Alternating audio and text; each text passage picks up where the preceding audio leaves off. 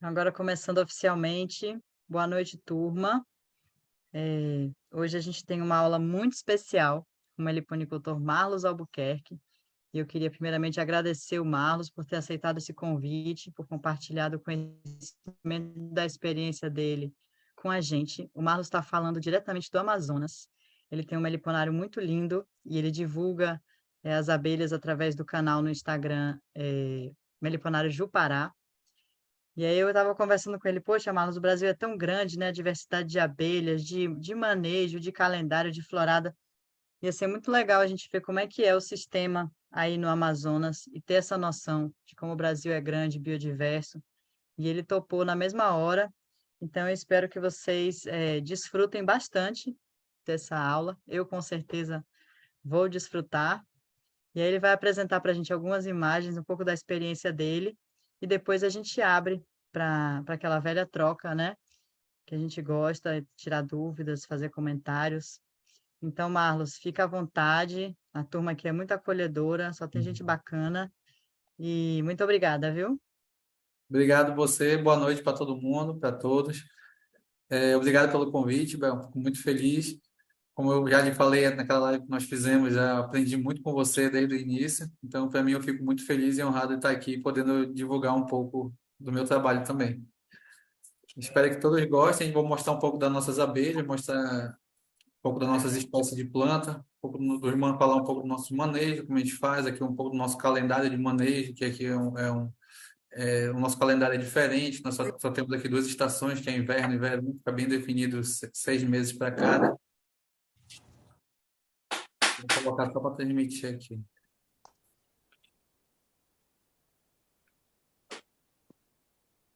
Gente, eu vou pedir para a turma que, por favor, feche os microfones, se não for falar alguma coisa, para não atrapalhar a transmissão e a gravação, tá? Mas se quiserem falar também, fiquem à vontade. Tá aparecendo aí legal, né, Bel? Tá, sim. Tá. Pois é, pessoal. Meu nome é Marlon, sou do Meliponário Jupará. Eu tenho uma conta no Instagram desde quando eu comecei em 2020, bem no início da pandemia ali, então aproveitei esses tempos que eu estava em casa para focar no cair no mundo das abelhas. E aí foi quando eu conheci, comecei a fazer cursos, comecei a pesquisar, estudar, comecei a conhecer pessoas também que criavam. E foi muito bom porque aproveitou esse tempo que eu estava em casa, então comecei já na criação, eu adquiri minha primeira espécie, que por isso que o nome do meu mediponário é Jupará, que foi a espécie da abelha Jupará a primeira que eu adquiri. E eu estou 3 anos agora na meliponicultura.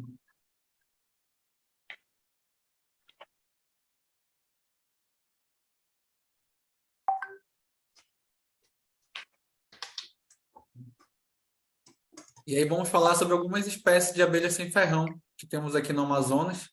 E aí eu separei algumas, assim, as principais melíponas que a gente cria. Separei a Prisomelita, a Borax, aí vão ver algumas de perto. Eu deixei para falar aqui primeiro aqui a Melípona seminigra, que é o nome científico dela, e o nome popular dela é boca de renda, porque ela tem essa entrada, você pode bem ver aqui, a entrada toda rendada, é característica da espécie dela, fazer essa entrada toda de renda. E é uma das espécies mais criadas aqui no Amazonas, é a espécie que mais produz mel, e onde que também encontramos muitos enxames dela na natureza. Aqui eu separei para vocês verem aqui, tem uma postura dela aqui, um ninho, né? A postura nova subindo, essa imagem da esquerda, e aqui a postura madura já. E essa aqui foi até uma que eu deixei também separada para poder lhe mostrar a diferença da genética das espécies, né? Olha essa melgueira, Bel. Ela faz uma cera bem escura, tanto a melgueira quanto o ninho. Aqui eu tenho o ninho com os potes aqui ao lado, essa cera dela é bem escura. E aqui essa outra imagem que tem a rainha para ver bem de perto a rainha dela, que eu acho muito linda ela. E essa espécie aqui é uma, tipo, como eu falei, é uma das espécies que mais criada aqui, que eu acho que todos os meliponicultores têm bastante Jupará e Melipona seminigra, é a espécie que mais produzem mel. Então, acho que é o mel mais conhecido daqui do Amazonas são dessas duas, né? Melipona, a boca de renda e a Jupará. E ela ocorre bastante aqui, tanto na cidade quanto nos interiores. Aqui eu separei Carlos, desculpa, vou Oi, só te interromper um pouquinho. Pedir para a nada, fica turma à fechar o vontade. microfone. Pronto. E se fizer muito barulho, acho que você tem como fechar também o microfone do pessoal, porque às vezes as pessoas não Já. sabem como é que fecha, tá? Pronto. Desculpa, E- fica à Nada vontade. que isso. E aqui eu separei umas diferenças das melíponas seminígeas que ocorrem aqui para nós. Ó, vocês podem ver essa primeira imagem da esquerda aqui, é a seminígra abunensis. Essa aqui já é mais difícil da gente encontrar aqui na região. A mais fácil, que é mais comum também que a gente acha, é essa mais amarelinha, que é essa segunda imagem, que é a melípona seminígra marlilae. Essa é a mais comum que tem, todos os criadores aqui têm delas. E aqui nós temos a melípona seminígra pernigra. Essa aqui é a urso preta que chamam. Ela é a seminígra todinha, só que o abdômen dela é todo preto, bem escuro. Ela faz a entrada igualzinha a seminígra, todo o ninho também, todo normal, ela só tem essa diferença na espécie, da coloração da espécie. Deixa eu só baixar.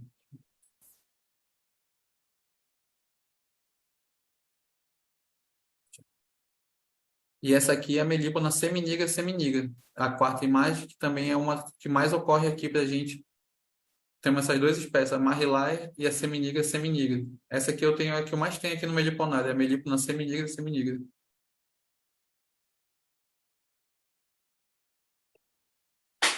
E aqui você pode ver a diferença que eu lhe falei, a diferença dela para cada uma. Da Abunense para a Marlilae, a Perniga, que ela é bem escura, e a Melipona seminigra seminigra.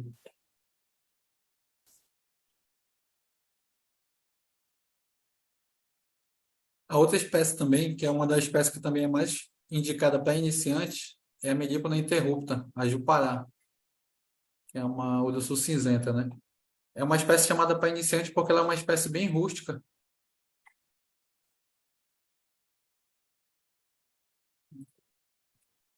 Ela é uma espécie bem rústica, então ela é uma espécie que ela aguenta mais manejo. Então, para iniciante, como aqui não ocorre muito a jataí ela ocorre em alguns locais só, em algumas cidades do interior e algumas zonas de Manaus, que onde antes já teve já outros criadores que trouxeram jataí de fora, bem logo no início, e elas enxamearam para cá, mas não ocorre assim em toda Manaus como no Brasil ocorre de pegar muito em isca, delas entrarem nos locais. Então aqui a jataí é bem considerada bem rara. Poucos criadores têm delas.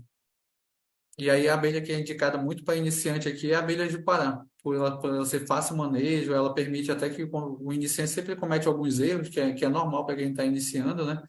Comete alguns erros e ela permite esses erros porque como ela é bem rústica, ela consegue se adaptar, ela não tem muito problema com florídeo, não tem muito problema de umidade, é uma abelha bem com a caixa bem seca. É que eu deixei aqui os potes de mel dela, ela fazendo aqui na melgueira, iniciando a construção dos potes. Aqui no ninho dela tem aqui os discos maduros e aqui ao redor é essa camada de geoprópolis. Mais para frente eu vou ter a caixa toda fechada. Ela é uma abelha que se deixar ela está sempre fechada e quando você vai abrir para poder fazer o manejo, elas saem de lá bravas.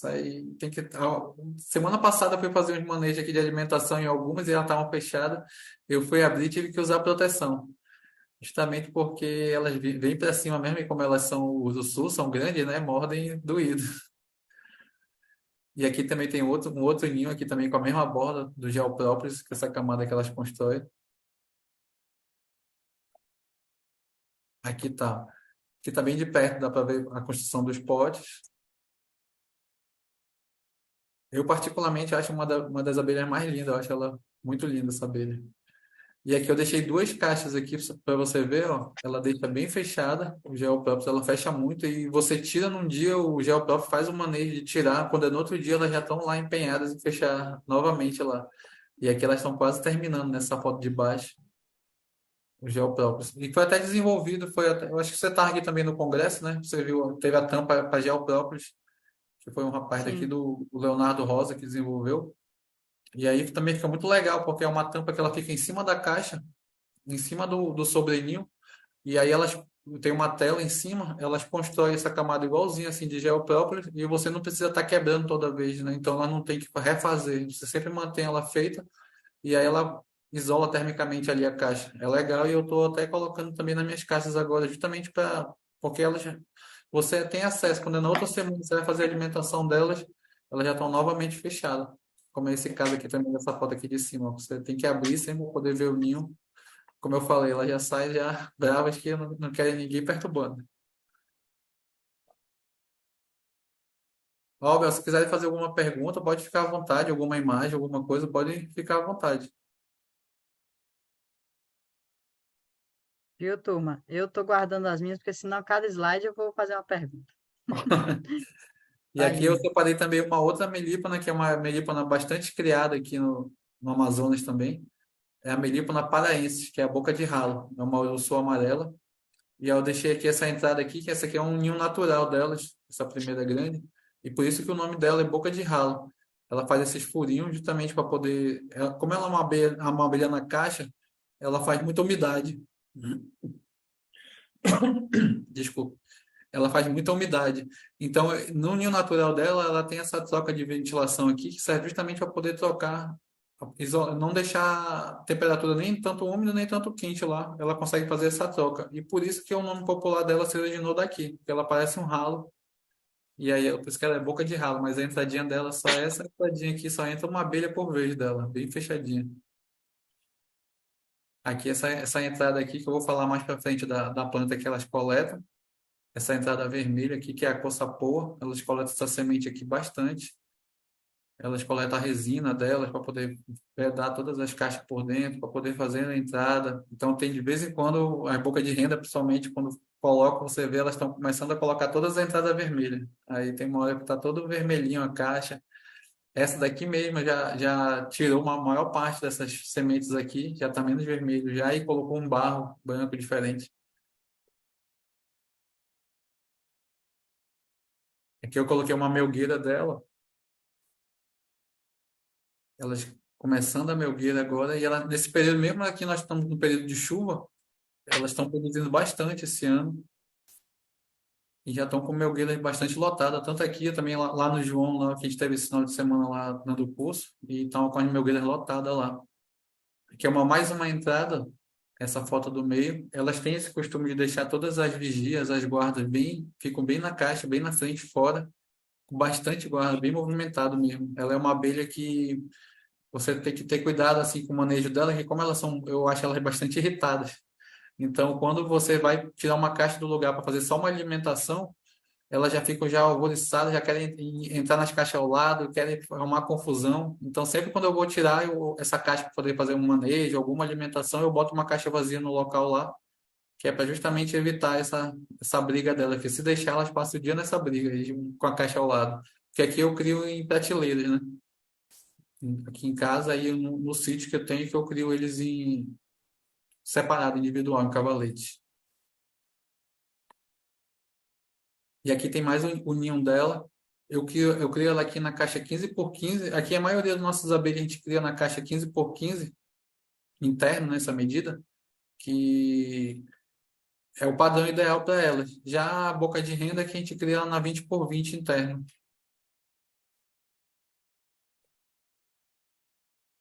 E aqui tem o ninho dela também subindo para a postura nova, aqui o disco maduro aqui, ó, já bem coroado, nascendo, e os potes de mel aqui ao redor. Isso daqui também é uma. Hoje a Bel fez até uma publicação dela aí, muito linda, da Jupará Grandes aí, falou muito bem dela. E é uma das minhas abelhas também preferida, tanto pelo mel, pelo jeitão dela, uma abelha grandona, né? Ela tanto com a urso-boi, é considerada, tem essa discussão, mas aí a urso-boi é mais robusta, né? Mas ela tem discussão para ver quem é a maior espécie das melíponas, né? E aqui eu tenho um ninho dela. Esse aqui é um vídeo que tá lá no Instagram também. E aqui você pode ver as posturas dela. E é uma abelha, como você pode ver, bem grandona mesmo, maior que uma abelha apis. Ela, se eu não me engano, ela chega a 14, 15 milímetros, o tamanho dela. É que os potes de mel são os potes grandes, acho que pelo tamanho dela, né? E aqui a entrada característica dela, ela faz uma entrada bem igual a Jupará. E aqui ela está no início só as guardas na entrada. Esse mel, como até eu comentei, cheguei a comentar com a Bel, essa abelha ela faz o mel bem gelatinoso no mês de maio. Aí a gente tem que descobrir, quando a gente estava falando, saber de qual florada é esse mel que ela faz, mas ela faz um mel bem gelatinoso. Você coloca ele numa colher e você consegue segurar, ele fica igual como fosse um pudim, algo assim. E é um mel muito saboroso, muito gostoso mesmo. A gente vai ter ele agora, começando logo que começa as floradas, ela começa a produzir esse mel.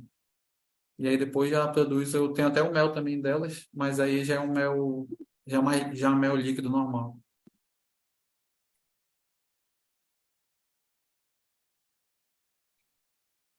Essa daqui também é uma abelha, uma melípona nossa que a gente cria, Melipona lateralis ao do canudo. Também alguns conhecem nariz de anta.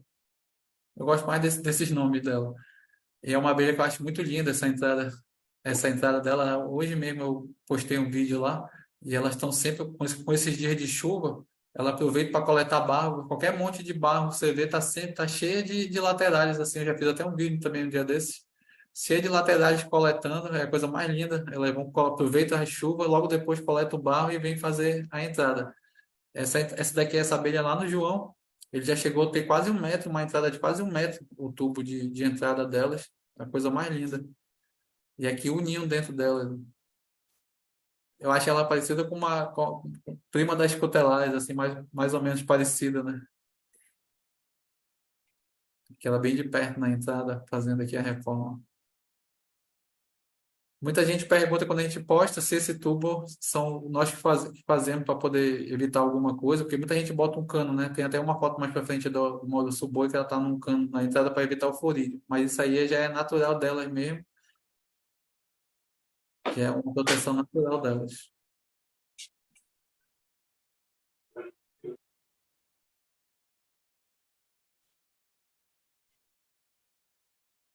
Essa daqui é uma das abelhas preferidas, tanto é o professor Rogério também veio para cá para a Amazonas só estudar ela.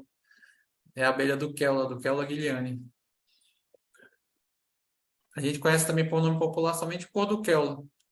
É uma abelha que ela é não tão defensiva, tem aquele mito dela que muita gente conhece ela por ser abelha policial, né, que combate a abelha de mão, mas aí é só um relato que teve de um criador aqui do Amazonas, não é nada que aconteça com frequência. Aqui mesmo no Meliponário eu tenho caixas dela, um dia desse teve ataque de arapuá numa boca de ralo, e elas não evitaram nada, né? Você pensa que está protegido, porque fala que ela é abelha policial, e aí a caixa era próxima, tudo, não evitaram, como dizem no relato, né? E o que é interessante dela é que ela está entrando aqui com a resina da Clusa, essa resina bem amarelinha aqui, que é uma resina que elas coletam bastante aqui, a Clusa. E aqui essa entrada, ela tem uma característica muito parecida com a Frisomelita. Ela vai fazendo a entrada, ao anoitecer ela fecha a entrada e ao amanhecer ela abre a entrada. E também eu acho que a postura dela é muito parecida também. Você pode ver que ela nem é tanto um disco e nem é um caixa. Até para a gente achar a realeira dela é mais difícil. Você pode ver como elas são meio irregulares, é mais difícil você conseguir perceber qual é a realeira ou não. É mais olhando por baixo, né, que você vai fazer a divisão por módulo, né? Aqui eu faço por divisão por módulos da caixa. Então é mais olhando por baixo que você consegue separar qual é a realeira e qual não é. E aqui mais uma foto essa do lado aqui, ela entrando com a resina da Cluse. É uma abelha que eu acho muito cheirosa, a caixa dela dentro, um cheiro indescritível, diferente. Tanto ela quanto a Prisomelita, que a gente vai mostrar aqui na frente, a moça branca, né? São, acho que é uma das duas caixas que mais, quando você abre, você tem aquela sensação de sentir um cheiro diferente. O própolis dela, né? Ela faz muito própolis. Tenho uma caixa dela aqui para coletar própolis agora, que eu vou até fazer um vídeo coletando. Então ela está toda fechada, quase a tampa já em cima de própolis. O própolis dela bem espelhado, bonito. E ela produz o mel dela é um mel considerado raro, né? É um mel bem saboroso. Eu tô até com uma caixa aqui que tava no sítio e vou coletar o mel delas agora, ver quanto é que vai dar. Um pouquinho, pelo menos tem um pouquinho para poder provar agora delas. Por que que é raro? O mel delas, porque ela até aqui É. também elas são raras para encontrar já a abelha. Então, o mel dela já é também considerado raro. Muita gente procura o mel delas, até o seu Eugênio da MB estava atrás esses dias também no mel dela para saber, só que ainda não tem produção do mel dela. Estou aumentando ainda o meus enxame, o plantel, para poder produzir o mel dela, né? E aí eu tenho É, essa caixa. Pode perguntar. essa é aquela do México ou nada a ver? Não, não. Isso aqui é daqui do Amazonas mesmo. Tá. É a Ah, tá. Dutella. Ela é diferente, ela tem o tamanho de uma melípona e a estrutura corporal, eu acho ela parecida com a moça branca, a Frisomelita. Mas o Sei. tamanho dela ela é Linda. bem grande, parecida com melípano. E ela E não é quanto que tão ela produz? defensiva. Ela é uma abelha que ela produz bastante. Ela tem aqui, por exemplo, por caixa, mais ou menos de 2 a 3 litros. É uma caixa que ela ocupa, ela tem Uau. caixas que ocupam 4, 5 módulos de postura. E ela tem uma Que curiosidade lindo. que ela, às vezes, a maioria das vezes, ela faz a colocação dos potes embaixo, logo perto da entrada, não em cima. Mesmo você colocando no melgueiro, ela não coloca lá em cima. Ela faz bem perto da entrada. É muito interessante. Aí até algumas caixas dá para você adaptar. Tem nessa foto aqui porque não está mais aberto, não dá para ver. Mas a entrada, se você ver, tem até módulos para baixo, justamente para ela fazer o mel, já colocar a melgueira embaixo. Aí ela coloca o ninho todo para cima. É por isso que aqui nessa foto do meio, onde tem a postura, tem poucos potes de mel, porque ele tá o mel dela tá todo embaixo. Aí fica bastante postura. E aí, como eu estava falando, para fazer a divisão dela, quando é que você vai destacar por módulo, você tem que olhar embaixo e aí você consegue achar aquela célula um pouquinho maior, mas mesmo assim é mais difícil para poder fazer a divisão dela. Justamente porque ela tem a célula real e você precisa saber se vai ter a célula real ou não para poder ter sucesso na divisão, né?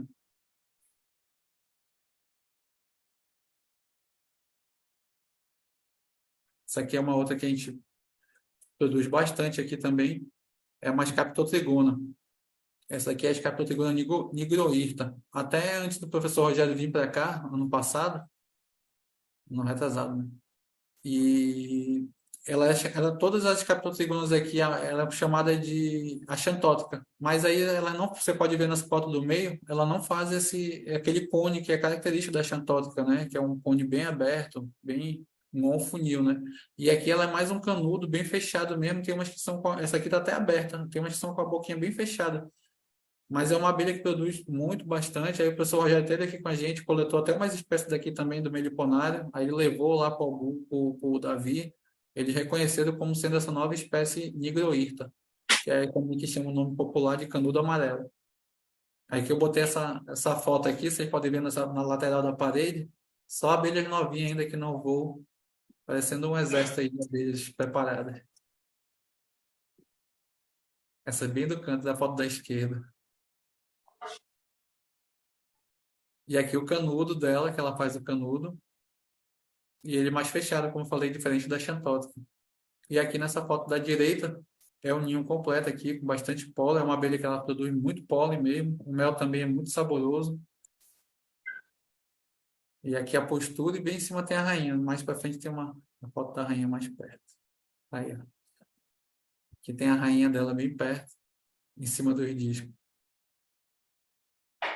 E é também uma outra abelha que você precisa estar atento em perceber a célula real na hora de dividir. Mas aí ela é mais fácil, já como a borá, como as outras, é mais fácil identificar, porque está sempre nas extremidades aqui, você vê logo aquela célula destacada, que é mais ou menos 2 vezes o tamanho das outras, da célula normal, né? E esse enxame aqui já é um enxame que é bastante defensivo, essa espécie é uma espécie bastante defensiva, você tem que estar com proteção para poder manejar. Tanto ele, então aqui eu uso proteção para elas e para a borá. São duas que eu tenho aqui, são bastante defensivas. Mas produz bastante própolis, pólen, mel. E ela é muito interessante que na época do inverno é uma época que ela mais produz mel. Justamente que é uma época que tem muita chuva que as outras não produzem, ela produzem bastante aqui, ela tem esse diferencial.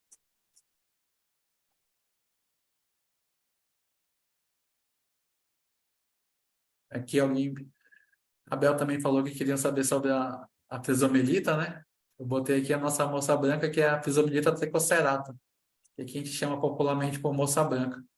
Essa primeira foto aqui, ela tem até essa foto aqui tem uma historinha aqui, teve um acidente aqui no meio de Ponária, logo eu estava no início da criação. Aí essa caixa caiu, quebrou essa entrada, E quando elas refizeram, eu tive que colocar as abelhas, a rainha, estava um dia de chuva aqui, foi um vento que deu, a caixa caiu. E aí eu tive que colocar as abelhas, que a gente fica desesperado, tá no início da criação, né? Você não quer perder nenhuma abelha, não quer perder nada. Então eu consegui salvar aqui o enxame. E quando elas foram para refazer a entrada, fizeram esse coração na entrada aqui. Então essa foto aqui é uma foto que eu sempre gostei, porque depois que caiu, teve todo esse sufoco, elas botaram um coração aí como um agradecimento, parece, né? Deixa a gente feliz. E aqui, no meio aqui, bem aqui o ninho delas, né? Que é aquele ninho de caixa, já característica da Pizomelitas. Essa aqui é a postura, a primeira postura que ela fez depois da queda aqui, ó, que tá onde está até a rainha aqui, ó. Então ela tá refazendo aqui, que quebrou tudo, que eu perdi postura, perdeu os potinhos, a caixa caiu toda. Aí eu tive que refazer o enxame. E aqui foi quando ela começou a nova postura já. Esse aqui é uma caixa que tá, essa foto que eu tirei lá no João.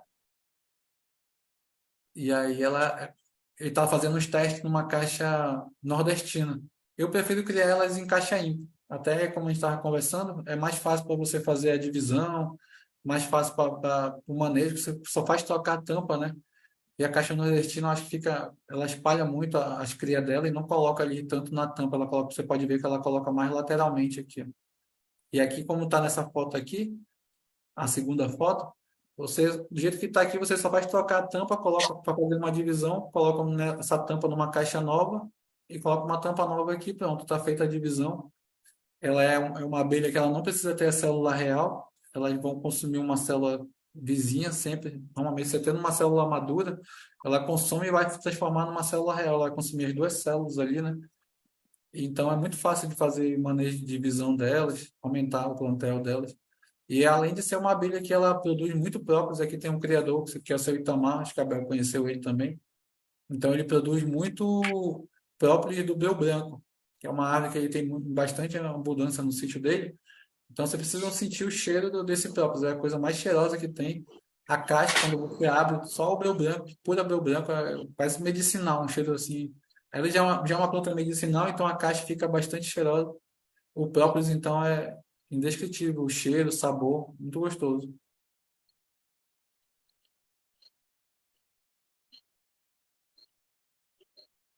Aqui é uma das minhas preferidas também, que são bravinhas, que é a Tetragona clavipes, que é a borá. Nessa primeira foto aqui, essa camada todinha aqui, toda é própolis, ó. Na caixa, ela está na caixa 15x15, então está toda essa camada toda de própolis. Aquele própolis bem bonito, bem espelhado. Aqui é uma melgueira dela, a segunda foto. Uma abelha que produz bastante mel, bastante pólen também. Muito o, o própolis dela também é muito usado, e também eu acho o própolis gostoso para fazer o extrato o da borá. E o mel dela tem aqueles dois lados, né? Tem uns que gostam, que amam, tem outros que já não gostam nem de sentir o sabor, né? Mas também é um mel muito apreciado na alta gastronomia, está sendo muito usado porque alguns têm um cheiro forte assim de queijo, né? O gosto. Então é muito usado nessa parte da alta gastronomia também. Que é uma entrada dela característica dela. Ela faz essa entrada diferente. E com as guardas aqui toda na frente, ó. E essa última foto aqui é essa postura. Deixa eu até fechar aqui para ver. Aqui, como eu posso. Nessa foto onde tem a postura, bem aqui tem essa célula real. Dá para vocês perceberem que é 2 vezes o tamanho de uma célula. Então, toda vez que bem aqui tem outra célula real. Então, quando você vai fazer a divisão, você tem que estar atento nessa espécie e sempre fazer, tendo essa célula real, que você vai ter o sucesso de formar uma nova rainha.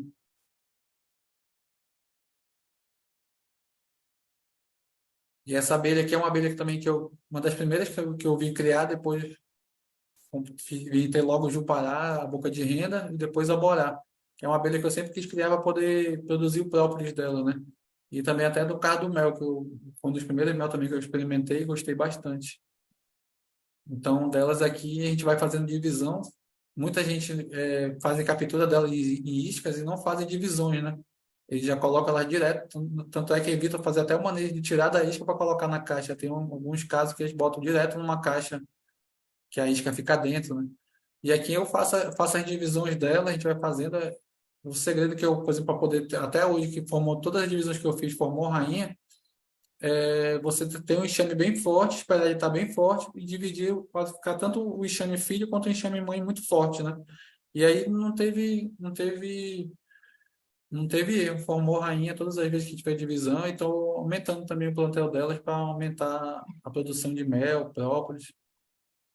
Já o pólen Marlon, dela que eu acho mais azedinho. Marlon, o que você acha desse manejo que o pessoal vai transferir, já transfere com a garrafa e tudo, só envia dentro da caixa? Pois é, isso aí O que eu pessoal faz.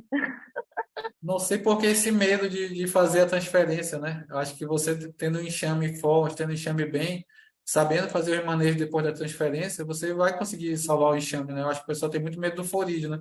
Mas o Uhum, florídeo, ele até enxame que está muito forte, tem florídeo dentro.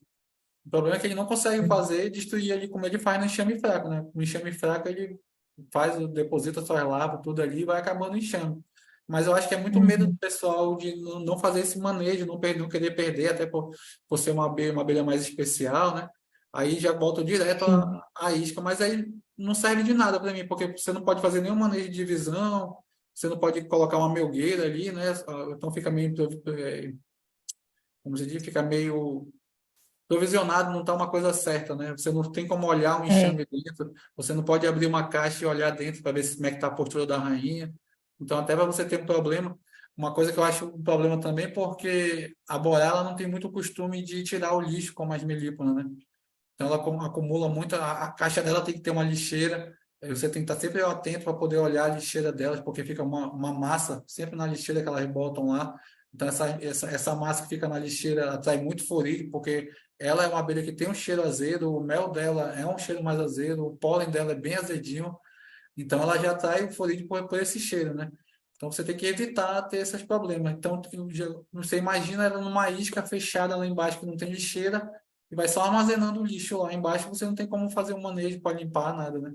Então, por isso que eu prefiro criar E, na caixa ímpar, que é bem melhor para você fazer o manejo. e aí você faz a transferência normal, cortando a garrafa e transferindo os discos. Aqui a gente não tem essa de pegar por isca. Aqui a Tá. gente ou adquire um enxame, você começa adquirindo o enxame, ou às vezes por algum resgate, alguma coisa assim. Mas por isca, elas não vão em isca. Até o INPA mesmo já fez na cidade de Parintins, que é uma das cidades aqui próximo de Manaus.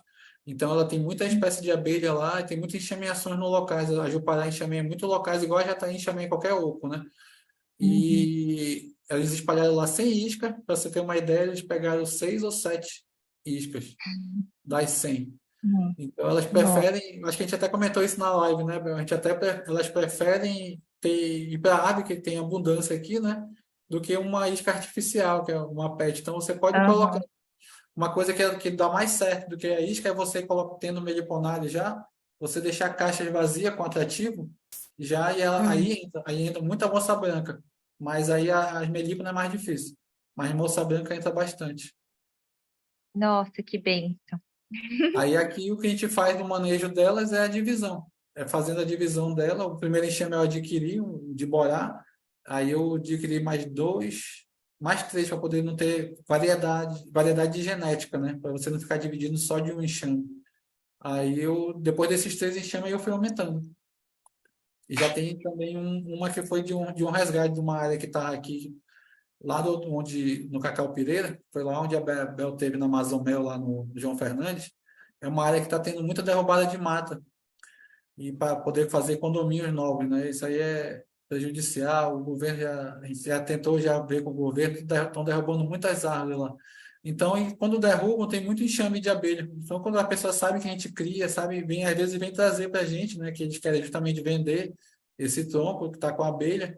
O pessoal também tem muita predatória de mel, enxames que estão na natureza. O pessoal vai lá para você são cenas lamentáveis, assim. Por exemplo, tem famílias que vivem de entrar na mata, né?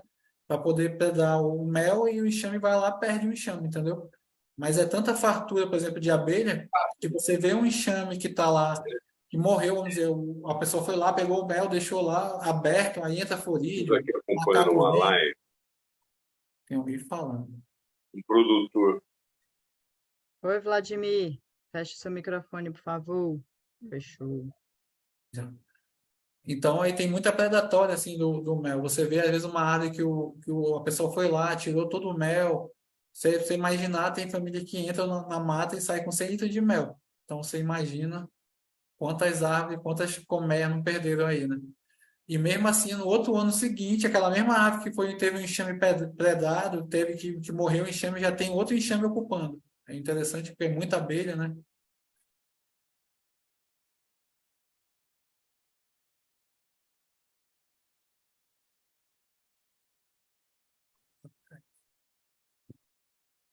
Essa outra aqui também é uma tetragona, que é a Tetragona getter, que é também o nome popular dela é a Borá mansa. Mas de mansa só o nome popular também, que ela é igual a borazinha também, é bravinha, você vai fazer manejo nela. Mas o mel dela é um mel muito saboroso. Teve aqui, ano passado a gente teve aqui no congresso também. O professor Rogério que tinha ele, a gente colocou no rótulo aí. E é um mel com cheiro de abacaxi, né? Confundi. É um mel com cheiro de queijo e um gosto de abacaxi. Então é um mel que ele foi bem valorizado aqui no congresso. Muita gente teve atrás dele. E aqui é a entrada dela, que ela faz a entrada. Aqui ela está começando essa primeira foto, a entrada. E aqui ela faz a entrada subindo. Como aquela a do canudo faz um canudo para baixo, essa faz um canudo para cima. É diferente. E é o mais engraçado é quando elas vão entrando, as abelhas vêm chegando aí carregadas, como é enxame populoso, elas se jogam aí dentro do buraco, parece que elas estão caindo aí. E aqui é uma melgueira, está começando, tem um potinho de pólen aqui aberto, você pode ver se o samburá aqui está bem pastoso. E aqui já os potes de mel. E é o mel que, como eu falei, chegou a ser vendido ano passado aqui no Congresso, de R$ 1.200 o litro. O professor Rogério aí colocou ele para vender e não teve para quem quis. E tinha poucas amostras, o mel dela e o mel da. Esqueci o outro da. Você falou Trigona femorata, a mambucão amarelo. E tinha esses dois mel, então foi dois mel que foi bastante procurado aqui, muita gente gostou. E essa aqui é uma abelha também que eu estou aumentando, ela também tem o mesmo potencial da Borá. Eu estou aumentando os enxames dela tanto para produzir o mel, né? Quanto para a produção de o pólen dela, que é uma abelha que ela produz bastante pólen. E eu achei diferente o sabor dela já do pólen da Borá.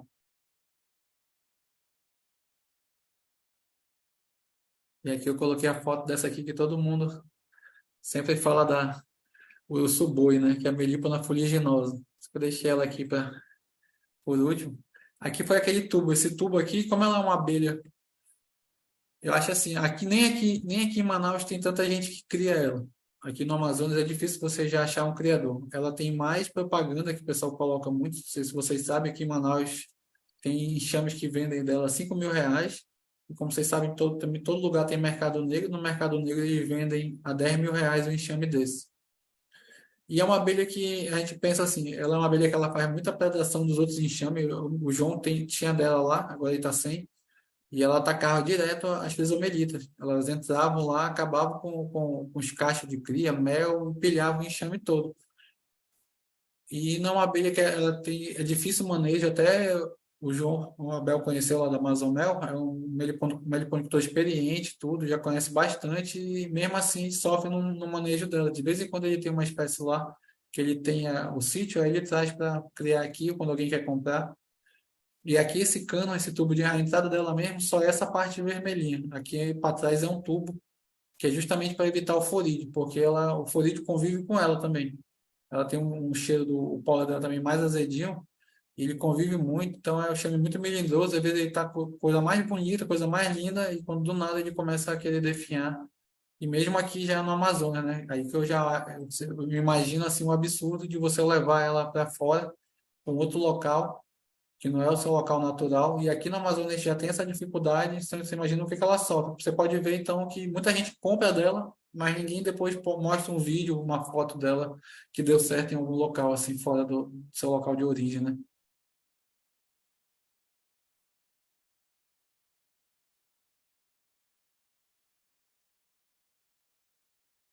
Falamos coloquei as principais espécies aqui das nossas abelhas, como coloquei um pouco da melípona, um pouco da duquela, um pouco de Scaptotrigona, a Frisomelita.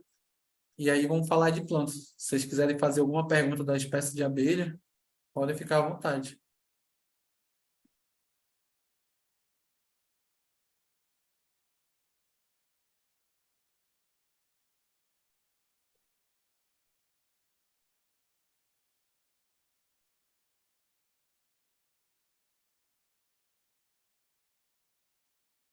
E se não tiverem nenhuma pergunta, a gente pode seguir já falando das espécies de plantas, né? Eu tinha perguntado ali no chat se as seminigras elas cruzam entre si. Das espécies, Aquela a é. seminigra, a seminigra, é uma espécie que ela é diferente aqui. A rainha dela, para você ter uma ideia, ela cruza com 6 machos. É uma acho que das poucas melíponas, se não me engano, também estão vendo as laterais do estudo, mas ela cruza com 6 diferentes tipos de macho. Uhum, E, e ela tem essa variedade, justamente como tem várias espécies dela, como ali eu mostrei 4, se eu não me engano, são uhum, 5 ou 6 que ocorrem aqui.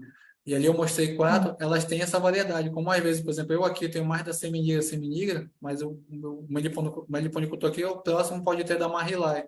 Então vai ter esse cruzamento uhum, dela, né? Às vezes você percebe a coloração dela, mas a abelha que você, quando você comprou, que elas eram marrilae, aquela mais amarelinha, ela já está com a uhum. carinha mais preta, que é da seminigra. Então ocorre esse cruzamento entre elas, né? Tá Entendi. tendo os Mas estudos não que estão fica, fazendo, que estão não, coletando, até cruzamento entre ela e a lateralis, que é aquela do sucanudo. mas aí fica híbrida ou fica uma parte sai de uma espécie, outra parte sai de outra? Não, eu acho que aí ela não fica híbrida, tanto é que porque como a urso canudo e a seminigra cruzam, os enxames dela que são depois já, que chamam de híbrido, só que não estão afirmando que ele é um enxame híbrido até acabar esses estudos, mas eles tendem a Hum. definhar. Já na segunda geração eles definham, depois dessa Ah, hibridação. Já os enxames de seminigra, não. Eles cruzam e continuam saindo normal. Eu acho que esse cruzamento ocorre até na natureza também, né? Porque elas têm muita uhum. ocorre em Manaus toda e ela tem muitos enxames aqui próximo um do outro. Licença, professor, posso fazer um comentário sobre isso? Pode, claro. São duas situações diferentes, né? E é interessante porque chama atenção para a gente desse trânsito de abelhas para lá e para cá. O primeiro caso, ele estava apresentando subespécies de uma espécie. É tipo a mandaçaia que tem no Nordeste e a mandaçaia que tem de São Paulo para o Sul, que é a Melipona quadrifaciata antidioides e a Melipona quadrifaciata quadrifaciata. Tem uma faixa ali que você tem um cruzamento entre elas, né? Porque subespécies cruzam entre si sem problema, digamos assim.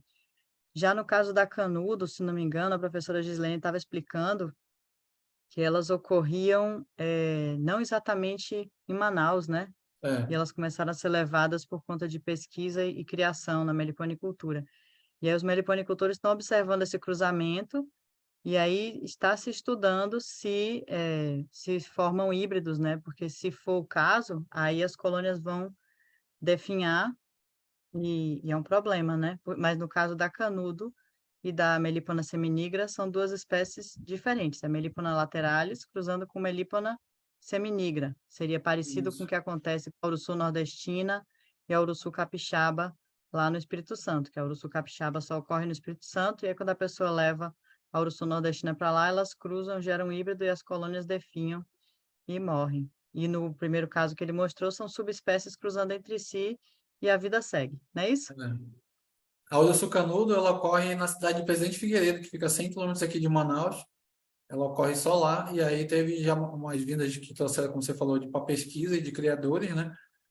E mesmo assim, muita gente criava ela aqui, e na hora da divisão, levava para formar a rainha lá em Presidente Figueiredo para poder trazer ela pura. Mas aí você também, o que não garante, no caso da urso canudo, que numa troca de rainha natural, uma seminegra vai cruzar. Então você vai ter o mesmo problema depois, no futuro mesmo, tendo essa preocupação.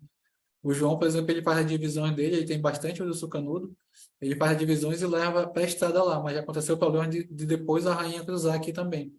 E eu tenho aqui no meliponário, eu tinha delas aqui no meliponário do Sucanudo, e aí quando teve o primeiro problema eu tirei dela justamente porque não era aqui, foi uma espécie que eu adquiri logo no início, não sabia que não era daqui da região, tudo, e ela deu esse problema. A primeira enxame definhou quando ela ficou híbrida, que o professor Rogério até diz para a gente não falar que ela é híbrida, porque tem que sair todos esses estudos, né, para ver se é híbrida mesmo, se é um enxame ocupando a outra, mas ela ficou híbrida e definhou. O outro que teve outro caso que ocorreu aqui no Meliponário, ela era uma seminígra, e aí eu acho que pela seminígra cruzar com mais machos, ela cruzou com algum zangão de laterais.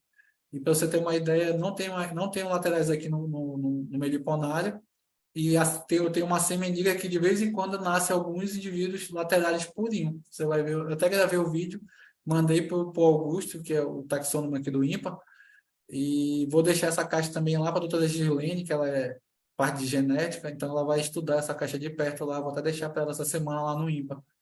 E aí tem umas bocas de renda que estão com o abdômen, a bundinha dela toda pintada com listrinha branca igual a laterais, outras puras e outras laterais puras. Então no mesmo enxame tem 3 tipos de abelha, por isso que eu vou deixar para ela lá. Então esses são esses problemas que você tem que evitar, até para você não ter problema com os seus outros enxames, né?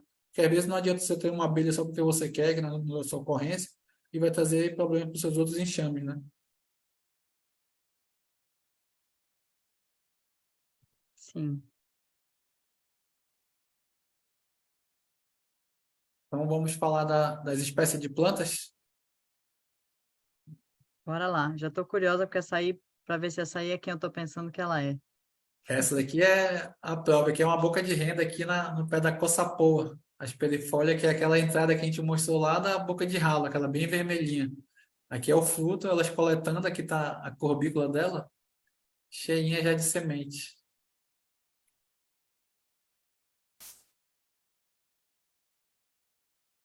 Aqui eu botei de novo a entrada para vocês saberem. Aqui ela está coletando, como eu falei, a cobertura está cheia de semente, aí elas entram, fazem as entradas, sela a caixa por dentro toda com essa semente, usa a resina da coça-poa, e aqui ela está o fruto dela também, você pode ver que sempre tem abelhas nela. Como eu falei, a entrada aqui da boca de renda às vezes fica toda vermelhinha, e elas vão mudando, a entrada da boca de ralo fica toda vermelha, elas vão mudando por época. Aqui bem perto do meio de Ponária tem uma árvore bem grande, e quando elas sempre vão fazer a festa, elas coletam sempre lá.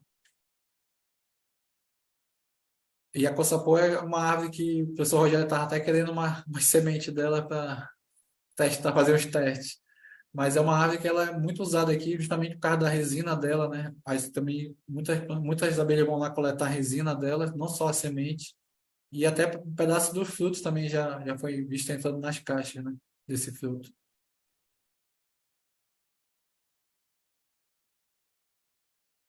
Aqui é uma outra, que é o urucum. Tem até uma pesquisa que foi feita aqui, eu acho que eu comentei com você, né, pelo Dr. Kerr aqui, 67. E aí eles passaram um ano Sim. coletando aqui toda vez as abelhas que estavam entrando nas caixas, coletavam que estavam com pólen, e eles fizeram esse estudo para saber qual pólen que ela entrava, se ela entrava com o mesmo pólen, e chegaram até ter abelha que chegou com 3 tipos de pólen diferentes, mas a maioria entrava com o mesmo pólen. E o pólen que foi mais detectado aqui é o do urucum e o próximo e o do ingá, que é a próxima que a gente vai ter. Então, elas coletavam bastante desses 2 tipos de pólen, sem muita variação. E aqui eu botei aqui o pé do urucum, né? E aqui tem uma boca de renda. Essa foto aqui no Meliponária, tem uma boca de renda chegando aqui na flor, que eu acho uma das flores mais lindas também. E aqui já é o fruto do urucum. E essa planta aqui é uma planta que a gente planta bastante, justamente para você, porque você que vai criar, você tem que sempre pensar assim. Aqui no Amazonas, por exemplo, que a gente é conhecido por ter uma mata muito grande, uma vegetação muito grande, mas ele não é tão rico de flor. Então, mesmo você pensando que está aqui no meio da vegetação toda, você vai produzir mel, você tem que plantar para as abelhas, entendeu? Você tem que ajudar elas a ter menos trabalho possível, né? Então, a gente faz muita plantação aqui de urucum, plantação de ingá, bastante. Então, quanto máximo que você puder ajudar essas abelhas, puder fornecer para elas ali, como disse o professor Rogério, agora não é plantar só um pezinho de urucum, né? Você tem que plantar uma fileira, né? Como faz a Bel, como faz a Ana, e fazer uma agrofloresta para elas. Então, você pensar sempre nas abelhas, pensar nesse lado delas, de facilitar, tanto elas vão ter menos trabalho, como você também vai ter o que você quer, né? Que é produção de enxame, produção de mel, ter os produtos dela, né? Você ofertando, você vai ter o retorno. Essa outra planta aqui é uma planta também que é o pau pretinho, que aqui tem o nome dela científico aqui, que é difícil de falar. Mas essa planta aqui é muito usada na arborização aqui de Manaus. Então, para você ter uma ideia, tem um condomínio que é aqui próximo de casa, e bem em cada casa tem um pau pretinho desse que já foi plantado pelo condomínio, né? Então, quando estão todo florido, ele fica bem assim, bem amarelinho, e as abelhas fazem a festa. Você passa embaixo, você escuta as abelhas fazendo aquele zum, zum, zum delas lá. E eu acho que é um dos melhores sons que você escuta, parece que elas estão cantando feliz ali, trabalhando na flor, né? E o pau pretinho aqui tem até uma apis aqui, né? Coletando. Tem bastante aqui em abundância, então até ajuda muito para quem. O meu meliponário é urbano e tem rural também, e ajuda bastante aqui no meliponário rural, esse pau pretinho na criação das abelhas. Você quis dizer, ajuda bastante no meliponário urbano, não foi? Desculpa, no meliponário urbano. E aqui é Ingá, que é Ingá também ocorre bastante aqui. Aqui nós temos 6 ou 7 espécies de tipo diferente de Ingá. E ela já tem muitos locais que ela já nasce por si só, já nativa, né? E tem muita gente que faz muita plantação. Aqui tem um consumo grande de ingá, muita gente vende em feiras, vende tudo, então tem bastante plantação. É também uma árvore que é muito usada na arborização de casas. Aqui nessa parte urbana é bem usada.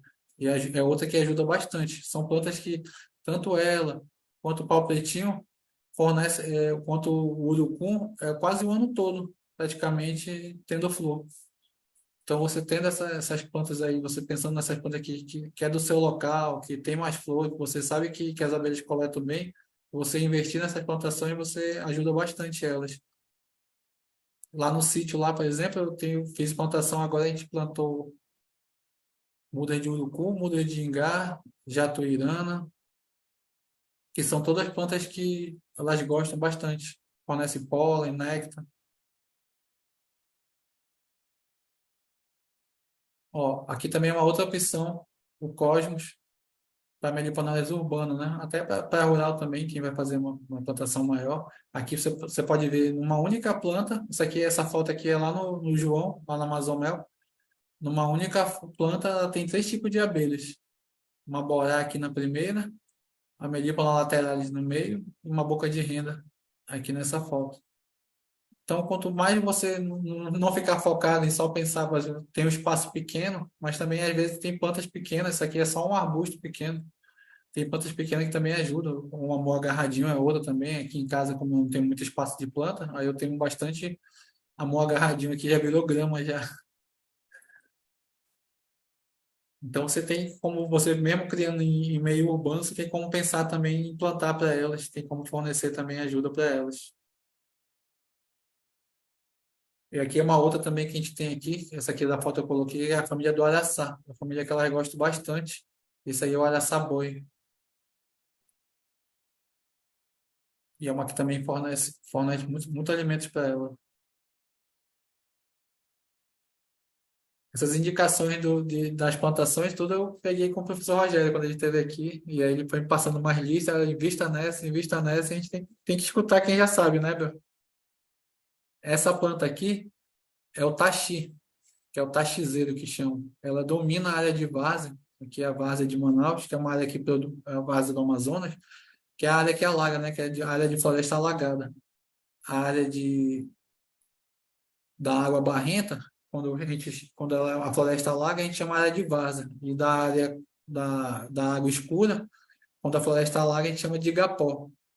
Mas é basicamente a mesma coisa que a água, 6 meses ele fica embaixo d'água e 6 meses o rio seca lá. É uma das áreas mais produtivas que tem para fazer plantações. E tanto para a produção de mel. Pra você ter uma ideia, tem muitas variações. Às vezes, uma Jupará, por exemplo, em terra firme aqui, produz 3, litros, por aí mais ou menos por caixa. Lá em áreas de várzea, que tem bastante floradas, tem florada tanto de terra firme quanto florada de área alagada, ela faz quase 8 litros numa mesma caixa. A mesma caixa que faz aqui, faz quase 8 litros lá. Pra você ter ideia, às vezes você, quando o taxi está florando, quando é florada do taxi, quando tem muitas plantas de taxi na área de várzea, você tem que colocar uma melgueira, duas melgueiras, elas enchem as duas melgueiras. Se você não estiver atento para poder coletar o mel na época de florada, da alta florada, elas vão jogando todo aquele néctar no pé da caixa. Então, é muita flor, para você ter uma ideia, que produz. Muita flor. Eu já vi fotos de uma única caixa, o pessoal coletando, de Jupará, coletando 12 litros de mel, nessa época de alta florada do taxizeiro.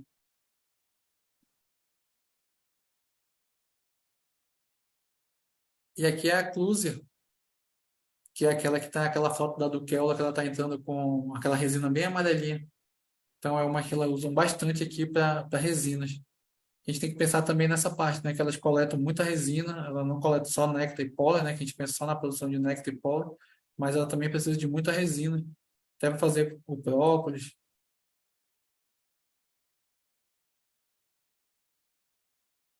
Essas plantas que a gente botou aí, que a gente falou, são as principais que fornecem néctar, pólen e resina, né? Eu separei essas principais porque tem bastante, tem de área, como eu falei, tem área de terra firme, tem área de base, são bastante, mas eu separei acho que essas duas que estão, o Ingá e o Urucum, como eu lhe falei, estão naquele estudo do Dr. Kerr, que ele passou um ano lá estudando, e você pode ter certeza que ela vai, plantando ela, você vai ter néctar e pólen para elas, né? Em abundância. E aqui eu fiz esse aqui é o calendário de manejo da Amazônia para quem vai produzir mel. Quem produz enxame, você vai alimentar seus enxames. Quem produz enxame, né, alimenta todo o tempo, o ano todo, né? Você está focado na produção de enxames. E aqui não, aqui já é para quem está focado na produção de mel. Como eu falei para vocês, o nosso clima aqui, a gente tem a nossa baixa florada, que são a área de chuva, a parte de chuva, que é janeiro, é de dezembro até abril. Essa parte, as chuvas iniciam sempre em dezembro e vai até abril com bastante chuva, que é essa época que a gente está agora. E aí, quando começa maio, a gente começa a fazer já o período, começar ali a entre safra, né? E aqui deixou bem separado aqui pelas cores aqui, que são as baixas floradas. Nessa época aqui, você tem que estar sempre alimentando seus enxames. A gente faz alimentação aqui em janeiro, fevereiro e março, alimentação com xarope. E a alimentação aqui em abril, e agora a alimentação estimulante que a gente faz com o pólen delas mesmo, da pólen de melípona, né? Então, e aí eu faço alimentação de xarope com pólen, que é para estimular a começar a produção. E aí agora em maio começa a média florada, que ela vai começando a chegar o verão, está terminando as chuvas ali, e a gente vai já sem manejo nenhum de alimentação, né? Porque está produzindo mel. E aí agosto, setembro, outubro, que é a parte que é o verãozão mesmo, que foi o mês que você teve aqui, a Bel sentiu de perto o calor aqui de Manaus, né, Bel? Vamos fazer um manejo aqui na Arborá, está um dia quente também. E essa parte de agosto, setembro, outubro é alta produção de mel. E aí já novembro já começa também já a baixar, começa a baixar a flor, e a gente preparar já, iniciar pela parte de chuvas, né? Então, nessa parte que estão em cinza, a gente faz a parte de alimentação. Isso para quem está querendo produzir mel, né? A gente faz alimentação de xarope aqui em janeiro, fevereiro e março. Xarope de água e açúcar eu faço só. E aí, em abril, a gente começa o xarope de água, açúcar e pólen. Que depois que está feito o xarope, aí eu acrescento o pólen, bato no liquidificador e dou para elas. Aumenta bastante, ajuda bastante a postura da rainha. Os enxames dão uma melhorada, é incrível. Ainda mais agora nessa época que está muita chuva, você sente que ele dá uma definhada, e um dia, às vezes chove 4, 5 dias seguidos, você tem, às vezes você olha o enxame e está todo cheio de pote de mel, quando você vai ver, ela já consumiu aquele pote, já tá sentindo mais a fome, né? E aqui tem dias que são assim, tem semana que passa a semana toda chovendo e você não faz um sol. E aí, como eu estava até falando hoje, já abriu o dia todinho de sol, quando foi o final do dia foi um temporal.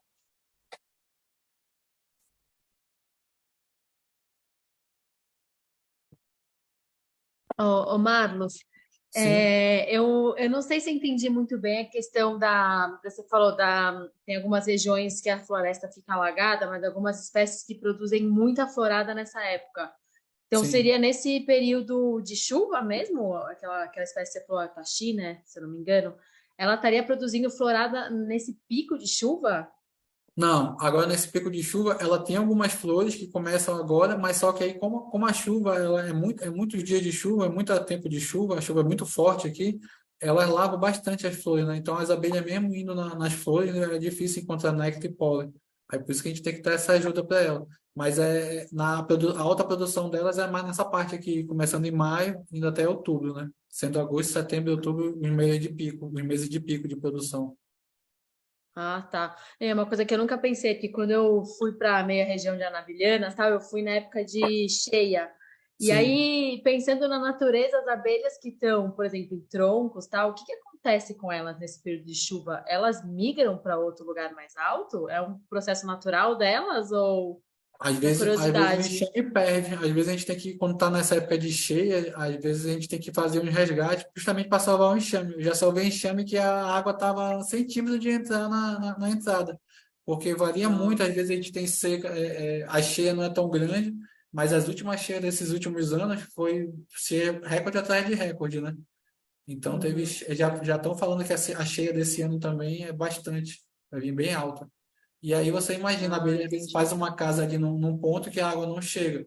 Só que aí no ano seguinte a cheia tá é uma cheia de recorde, é uma cheia grande, a água vai passar ali a casa dela. E aí perde. Já vi casas já que entrou, a água entra, não tem jeito, né? E já teve também casos que a gente precisou fazer o resgate daquela abelha para não perder. E como é que é o resgate? Você corta um pedaço do tronco, se for em tronco, assim? Como é? Isso. Desculpa a ignorância aqui. Não, não. Aí você tira, você corta o pedaço do tronco ali, você vai vendo. Eu tiro essa, você tira baseado assim, da onde está a entrada dela, né? Você tira 50 centímetros para cima, 50 para o outro lado, você tira mais ou menos 1 metro de tronco. Da entrada você mede 50 para baixo, 50 para cima. E aí você tira mais ou menos um Ah, metro de tronco, que é aquela parte que elas estão ocupando, né? E aí você leva esse enxame, geralmente tem que ser de noite, para você levar ele, fecha ele, faz o resgate e leva ele lá para o seu mediponário para poder transferir para uma caixa. Aí você abre o tronco ele com uma motosserra.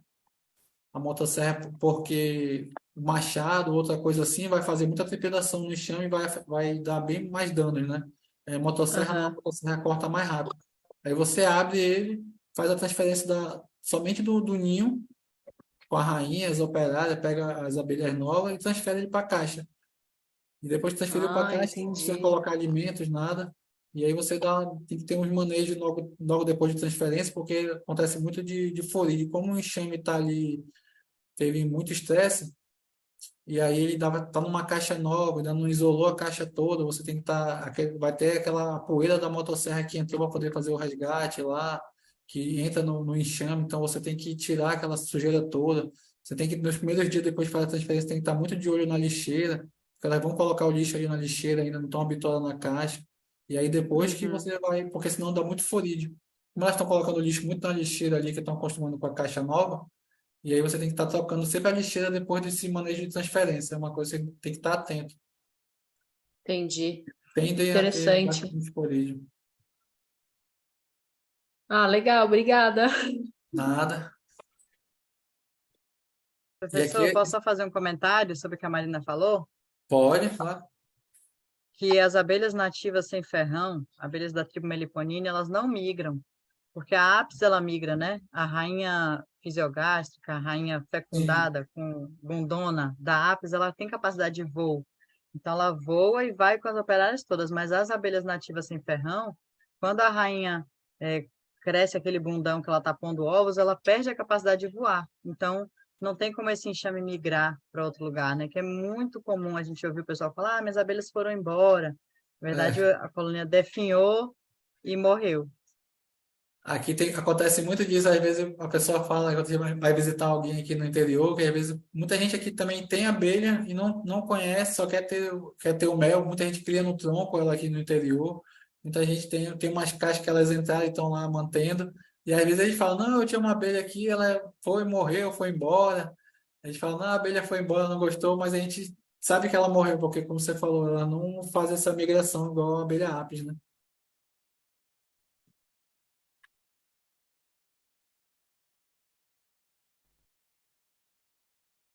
Eu coloquei aqui essa parte da alimentação interna, que é uma dica que eu recebi até também do professor Rogério, que é uma que eu prefiro. Hoje em dia tem muito alimentador, né? Tem muita gente que faz alimentação externa, muita gente que faz alimentação rosso, que é aquele bem na entrada, que fica com a garrafinha. Eu prefiro, para mim, a alimentação interna dos enxames. Então, todos os meus enxames aqui eu alimento ele internamente no copinho. Esse copinho é de 100 ml, com os gravetinhos dentro para ela não se afogarem. E eu acho que é até mais fácil, porque toda vez que você vai abrir para poder. Eu alimento aqui todo domingo. Nessa época de chuva agora, eu estou alimentando domingo e quarta, porque está bastante chuva. E aí, quando você abre toda vez o enxame para poder fazer a alimentação, fica bem mais fácil para você olhar, você já consegue ver ali se a rainha está fazendo postura, se está tudo bem, se não tem algo diferente. Então, toda vez que você vai fazer a alimentação, você já verifica seu enxame, né? Que é para você não ter medo de abrir a caixa, porque às vezes quando você vai abrir a sua caixa já é tarde, já tem larva de florilho dentro, já tem tudo. Então, você abrindo, sempre verificando, você tem como fazer os manejos, né? E, por exemplo, no alimentador rosso, eu já acho mais difícil, porque são aquelas garrafinhas que ficam fora da caixa, você tem que limpar as garrafinhas, então tem que estar sempre bem lavada, porque como elas são fechadas ali, as abelhas não têm acesso, às vezes azeda, se você, às vezes eu coloco aqui, como eu faço a alimentação com pólen, com, das abelhas, então azeda se você não tiver cuidado, e aí por isso que eu prefiro o copinho, que o copinho ela limpa o copinho todinho, e está sempre sequinho ali. Você controla para ver se elas, quanto ela tomada, você pode colocar mais ou menos para as abelhas. Por exemplo, a Jupará, ela toma um copinho desse aqui de 100 ml bem. Se você tirar, colocar mais, elas já vão deixar o alimento. A boca de renda, se você colocar 2 copinhos desse, ela toma e ainda fica pedindo mais ainda, que ela são enxames bem mais populosos, né? Então, até facilita você fazer esses controles. E aqui é o modelo da caixa ímpar, que é a caixa que a gente usa ela para toda. Essa aqui é o modelo 15 por 15 interno, que a gente usa aqui para Jupará, Boca de Ralo, Melipona Grandes, a, a Moça Branca, a Duquela, todas aquelas espécies que a gente viu, a gente usa nessa caixa 15 por 15 interno. E aqui essa técnica aqui é o que eu sempre procuro fazer aqui. Eu não gosto de pintar, de colocar muita tinta fora, aí eu procuro queimá-las por fora. É uma técnica japonesa, né, que sela a caixa e sela bem, fica bem. Aqui, como a gente tem muita umidade aqui, essa variação climática, a madeira perde muito fácil, fica muito úmida dentro. Nos exames de boca de rala, por exemplo, e logo você tem que estar trocando as caixas, elas não duram muito tempo, porque elas já são abelha úmida, e aí tem a umidade daqui do ambiente. Então a madeira logo fica, mesmo com em área coberta, tudo, a madeira vai apodrecendo. E aí eu faço essa técnica de selagem da madeira que você queima com maçarico aqui toda a caixa, só por fora. Por dentro não, você mantém normal dentro. Você queima todo por fora e ajuda bastante, preserva a casa. Ajuda a preservar por um tempo ainda.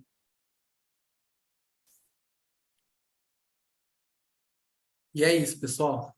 Espero que vocês tenham gostado. Procurei colocar aqui um pouco das nossas espécies, procurei colocar um pouco das nossas plantas, nosso calendário de manejo aí para quem quer mexer com mel. E aí tá as minhas redes sociais, aqui embaixo eu coloquei também meu telefone do WhatsApp, quem quiser entrar em contato, fazer alguma pergunta, fazer alguma foto. Foto é a coisa que eu mais tenho, é foto de abelha. Até a esposa brinca, não tem foto minha, mas a foto das abelhas é que mais tem. E eu tenho bastante conta aqui com foto de abelha. Quem quiser alguma foto de abelha, conhecer mais alguma que tenha curiosidade, pode pedir que eu mando. Tem as redes sociais também, a gente tem conta no Instagram, no YouTube, no TikTok, espalhando as abelhas por todos os cantos aí. E obrigado, Bel, por esse convite aí. Gostei muito e espero que todos também tenham gostado. E estou aberto aqui para qualquer dúvida que tiverem. Aê, muito bom, muito bom. Muito obrigada, querido. Se quiser fechar a apresentação para você ver a turma Tá. te vê. A gente está te vendo, né? Acho que eu sei que não está vendo a gente.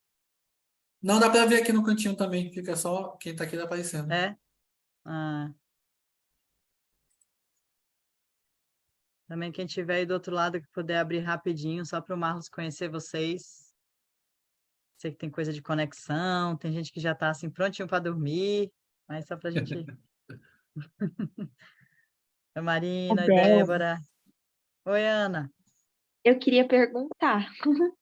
Pode perguntar. Eu queria, eu queria saber como que é a meliponicultura aí, assim. É valorizada, não é? Tem muitos criadores, não tem? Uma outra dúvida que eu tenho, assim, é que o pessoal aqui do Sudeste é doido com as abelhas daí, né? Uhum. E aí, nossa, a gente sempre vê uns criados, pelo menos aqui em São Paulo, eu tô nos grupos do pessoal de São Paulo, eles tudo traficam as abelhas daí pra cá, assim. E aí eu fico horrorizada, mas como que é pro Sim. pessoal daí isso, sabe? Conta um pouco.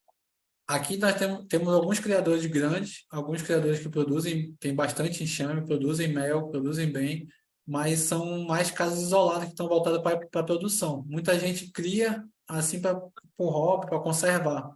E agora, tanto é que o projeto que o professor Rogério teve aqui foi formar uma equipe para poder profissionalizar e produzir. Como você mesmo falou, a gente tem tanta espécie aqui e a nossa produção não equivale à quantidade de espécies que a gente tem, né? E esse negócio do tráfico de abelhas aqui, desde o início, quando eu criei o Instagram, eu recebo muitas mensagens. Já cheguei, para você ter ideia, gente colocando: olha, pede quanto quiser, que me manda uma abelha que eu pago quanto for, entendeu? E aí eu já nem converso mais, que a pessoa não vai nem conversar assim. Eu já falo: não vendo, só vendo em Manaus, em Chames, mas é uma coisa que a gente recebe bastante aqui. E aqui, por exemplo, tem Boa Vista do Ramos, que é uma cidade que é um polo de mel. Tem bastante produtores de mel. Vai ter até, acho que agora em maio, se eu não me engano, vai ter a festa do mel lá. Eu estou querendo ver se consigo passar lá para poder conhecer eles também de pertinho. Mas é uma cidade aqui do interior que eles produzem bastante, muito mel mesmo. Já estão produzindo muito produto com pólen, com própolis. E a prefeitura de lá está incentivando também o uso para as mulheres fazerem o melhoprodutos, né? O sabão, o sabonete, cremes. Então está tendo incentivo. A gente até teve uma live na semana passada com a Rainha do Sul que eles estavam todos assistindo justamente por isso, que ela produz muito, ela tem muito produto, né? E eles ficaram super interessados. Nossa, é lindo. Eu adorei. Falei só pensando, meu Deus, vou para aí para criar esse tanto de abelha. E é bem diferente, né? As melíponas daí, das melíponas daqui, que a gente conhece, né? Nossa, lindos. Parabéns. Muito obrigado. São diferentes mesmo. É encantador, você tem que ficar para não. Porque a maioria das pessoas querem cada um ter uma espécie, né? Logo, tem essa Uhum. quantidade toda de espécies, né? Então eu procurei mais focar na Jupará, na boca de renda e algumas outras espécies, como eu lhe falei, aquela canuda, borá, produção de própolis, pólen, essas coisas. Mas tem E muitas espécies. Você vai ter. você vive só das abelhas agora? Não, ainda não. Não vivo Ah, somente dela, né? Como é um hobby, uma atividade que eu comecei agora tem 3 anos, vai fazer agora em dezembro, então ainda não vivo ainda somente dela, né? Passei 2 anos aí desde quando eu comecei a criação, aumentando o plantel para poder. Ano passado que a gente produziu a primeira vez o mel aqui, que aí teve mel de boca de renda, mel de Pará, e aí esse ano já estamos focados para poder produzir novamente agora aí, nessa verão. tá. Mais uma duvidazinha. Pode E as perguntar. caixas aí, vocês produzem de que madeira? Porque tem bastante umidade aí, né? Sim. Como que é isso? Tem alguma espécie de madeiras que vocês usam mais, que vocês gostam mais? Aqui a gente faz muito com cedrinho e angelim. Aí Ah, sim. são madeiras que é mais fácil também achar em serrarias, para você comprar, né? Mas, e também que são madeiras mais duráveis. São madeiras que duram mais tempo, como eu te falei, o problema da umidade, essas coisas, elas duram bem mais tempo, cedrinho e angelim. Outras madeiras eu já tive aqui uma caixa que me mandaram de pinos, e aí a caixa não ficou nem 6 meses, eu acho. Uhum. Uma caixinha que a umidade é muito grande, né? Sim, sim. Aí essa parte de Legal. madeira eu não produzo as minhas caixas, mas aí eu tenho uma pessoa que trabalha aqui que ele já faz as caixas tudo já no padrão, do IMPA, tudinho, a gente já procurou instruir eles tudinho, e aí tem esse fornecedor que fornece para nós. Que legal. Vou deixar as outras pessoas perguntar. Tá ótimo. E, ô Marlos, Obrigada, viu? desculpa, Ana. A sua venda você faz mais para quem é da região aí? Você vende por Instagram ou tipo, porque como é que é a procura desses melis que são muito específicos, né? Tipo, eu É, nunca tinha ouvido falar de vários deles. Eu estou fazendo por enquanto aqui em Manaus. Como eu comecei a primeira produção foi ano passado, e aí aqui a gente também tem um problema do frete. Tudo que vem para cá e tudo que sai daqui é muito caro. E aí as primeiras pessoas que me procuraram, às vezes o frete ficava mais caro que o mel. Então, uma coisa que eu estou querendo fazer é aumentar a variedade de produtos para poder até o frete não ficar tão pesado, para pessoas ter mais coisas, né? E baixar esse frete. Então, essa produção do ano passado eu vendi praticamente toda aqui em Manaus, aqui no consumidor final mesmo. Ah, mas legal que o É, pessoal tá também mas também, consumindo, né? e isso, como tem a procura também do Instagram, muita gente procura, aí como eu falei, emperra nessa parte do frete, né? Tem que fazer um frete coletivo. É, Tô dentro, Marina. Vamos Ah, fechar esse boa, frete para São Paulo. Minha já vai gente, boa. tinha. planejando. Agora que eu tô vendo aqui que tinha gente que tava perguntando no chat, eu É, tem fiquei meio pergunta no chat. desatenta do chat. É, e a Débora escreveu aqui que tem uma dúvida, e Gabi tinha colocado uma dúvida aqui, mas saiu já. Então, me desculpem. Posso perguntar? Sim, Boa noite, tudo Boa bem? noite. Eu fico numa dúvida e eu acho que Isabel também pode, né, ajudar na resposta. Quando a gente alimenta artificialmente a, a colônia, é para alimentar as abelhas naquele período de entre-safra, não é isso? Sim, Só que parte dessa alimentação artificial não vai ficar como mel comercializado, quer dizer, o mel comercializado não leva parte deste mel que foi fruto de uma alimentação artificial. olha, naquela caixinha que eu mostrei naquele último slide, ali tem a caixa, né, que tá o ninho, o sobreninho, e quando a gente vai produzir mel, a gente põe o outro módulo em cima, que é a melgueira. No ninho e sobreninho, elas vão tomar você vai dar alimentação para elas, elas vão tomar esse xarope artificial. E aí elas vão se manter, é uma energia para elas nesse período de chuva. Elas vão se manter. Quando está começando a produção de mel, aqui, aí você alimenta o enxame normal, e quando você vai colocar a melgueira, que é o terceiro módulo em cima, aí que elas vão colocar lá em cima o excedente que você vai coletar esse mel. E esse mel você já não alimenta mais, é só do néctar que ela tira da natureza. Aí que o mel sai puro. Mas aquele mel que ficou lá embaixo é o mel que é de xarope artificial, é o mel que elas vão usar para a energia delas. Ali, o que elas não consumiram, elas vão estocar, mas depois vão consumir. Não, quando você vai fazer a coleta de mel para venda, assim, você não coleta nada do sobreninho nem do ninho, que é onde pode ter o xarope artificial. Você vai coletar da melgueira. Aí já estou com outra dúvida, sou Sim. iniciante, aí eu talvez seja algum problema de manejo que eu não estou entendendo. Mas, por exemplo, se você tem uma caixa que está constantemente com melgueira, então isso significa que você vai tirar a melgueira no período de pouca produção de mel, é isso? Porque, por exemplo, eu Isso. tenho uma caixa e tem lá uma melgueira, né? E aí, se eu não tiver coletado, ou ainda tiver um pouquinho. Ai, meu Deus, até eu estou confusa agora. Eu tenho uma melgueira e eu não tiro ela, tá? E Sim. aí vai chegar um período que eu estou imaginando que elas vão consumir até a da melgueira se eu não tirar o mel.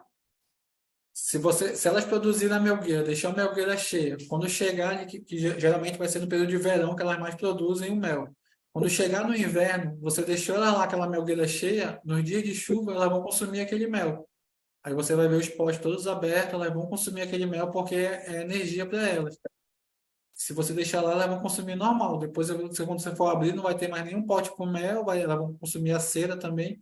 Como ano passado aqui tinha uma caixa de boca de ralo aqui em casa, e aí ela produziu duas melgueiras. Eu coletei o mel delas, devolvi as melgueiras com os potes. Aí elas coletaram a cera todinha de uma melgueira e a outra elas estavam enchendo de novo agora na chuva de mel.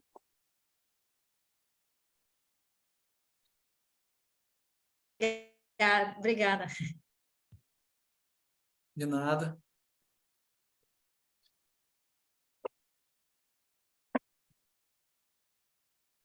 Nicole, quer falar?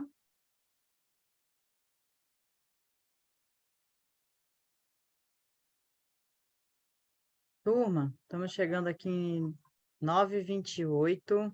Éramos 14 pessoas, agora somos 9. Então, façam suas perguntas, que a gente também precisa deixar o homem descansar. Nada, que é isso, tá? Falar de abelha, pode falar e botar a noite todinha pra gente conversar de abelha. É só começar, né? Mas, mas aqui Eu são muitas queria, espécies que tem pra gente conhecer todas. Cada vez você ainda tem as espécies que ainda estão sendo catalogadas, né? isso aqui é uma coisa incrível, né? Que chama muita atenção mesmo. Que você vê que antigamente a gente falava só Melipona seminigra. Agora já Sim, está se falando em 6 subespécies de Melipona seminigra. E aí daqui a pouco você já descobre que uma que você pensava que era subespécie é uma espécie. E aí você é. tem a frisiomelita e a escaptotrigona. Meu Deus do céu, é muita espécie de abelha, gente. O É uma coisa, Augusto lá é do um INPA está fazendo essa tesouro. reclassificação todinha na seminigra, justamente por causa disso, dessa subespécie todinha que ela tem, da rainha dela, que seria uma das únicas rainhas que poder fazer cruzamento com mais machos, né? Então tem Uhum, várias coisas dela que tem que ser, que estão estudando de perto e classificando. muito bom. Mas é uma Eu abelha queria, fantástica, que produz muito. eu queria te pedir uma coisa. Uma era a tampa de Geoprópolis, que estava lá no Congresso, mas eu não cheguei a dar uma olhada direito como é que ele fez. Eu imagino, mas eu não tenho certeza. Sim. Não, mas ela é bem simples ela. Ela fica ali em cima do sobreninho, né? E você faz da. Ela é bem. Deixa eu ver como é que eu vou explicar. Você usa quatro Ela é como uma madeiras. melgueira emborcada? Ela é tipo uma melgueira emborcada? Não, ela é como você coloca mais, faz um quadrado de repetas finas, não precisa ser nada muito grande assim, uns 5 centímetros, e você faz esse quadrado e em cima você pega uma tela, que aqui a gente é tela que o pessoal usa muito na janela para poder não entrar carapanã, que a gente chama aqui, né? Que aí é pernilongo. Uhum, uhum. E a gente usa essa tela, ela é uma tela verde. Depois eu posso até mandar um vídeo, tem um vídeo que é um amigo que fez aqui ela. E aí eu posso ser, você manda também pro pessoal no grupo aí depois. Vou mandar o vídeo para vocês de como é que é explicando ela. Mas ela é simples, aí essas quatro ripetas formando o quadrado da caixa. E em cima você pega com o grampeador essa tela. E aí elas vão fechar todinho de gel próprios por dentro. E em vez de você abrir toda a caixa, né, você só abre essa tampa na parte de cima e você tem acesso todinho ao ninho. Não precisa estar abrindo, destruindo todo o gel próprios, nada. E aí elas não ficam tão estressadas, né? Como eu falei, que elas já saem bravas já quando abrem gel próprios. Aí é como é que se diz? É pelo bem do manejo, para facilitar o manejo, não necessariamente É, para coletar própolis. Tá. isso aí é para poder facilitar o manejo, porque, como eu lhe falei, você faz hoje aqui a abertura dela, quando na outra semana você tirou toda a caixa, fez a limpeza, na outra semana já está tudo fechado novamente. Então, se você fica todo tempo nessa, a abelha perde tempo ali, né, construindo essa camada toda. Isso aí é justamente só para você ter o manejo, vai ficar construída essa camada, você só faz levantar e tem acesso ao ninho lá, tudo normal. Porque tem umas que constroem, aquela que eu lhe mostrei na foto, estavam ainda fininha a camada, mas tem umas que são grossas. Você mesmo com ferramenta, para você conseguir tirar todas, é difícil. Muito bom. E aí teve uma pergunta que a Marina fez no chat, que eu lembrei, que você falou de tirar a caixa do lugar e botar uma vazia. Quando você tem várias caixas na prateleira ocupadas, povoadas, Marina, aí você precisa tirar uma daquelas caixas por algum motivo, aí você coloca uma caixa vazia no lugar, porque as campeiras que saem daqui, elas não ficam procurando a entrada delas e indo na casa das outras, elas ficam entrando naquela caixa, meio que se distraem enquanto você faz o manejo, depois você bota a caixa ali de volta.